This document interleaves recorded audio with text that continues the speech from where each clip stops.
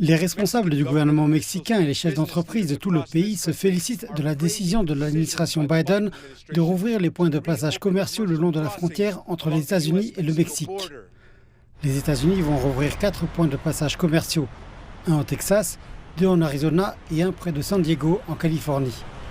Le président mexicain Andrés Manuel López Obrador estime que ces réouvertures profiteront aux économies américaines et mexicaines ainsi qu'à des millions de travailleurs. Aujourd'hui, plus que jamais, une politique de bon voisinage avec les États-Unis est indispensable parce que beaucoup de nos compatriotes, beaucoup de Mexicains, travaillent aux États-Unis. Ils sont environ 40 millions et notre frontière commune est très étendue. Nous partageons plus de 3000 km de frontières. En 2023, le Mexique a dépassé la Chine en devenant le plus grand partenaire commercial des États-Unis.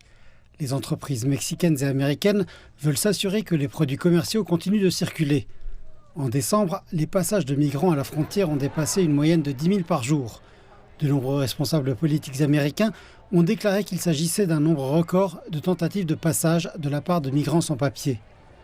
Les autorités frontalières américaines indiquent qu'elles ont arrêté en moyenne 6 400 sans-papiers par jour au cours de la semaine qui a suivi Noël, une période habituellement plus calme. Les législateurs américains débattent de la meilleure façon de faire face à ce grand nombre de migrants. Ils cherchent un accord possible qui consisterait à accroître la sécurité aux frontières en échange de l'aide militaire américaine à Israël et à l'Ukraine.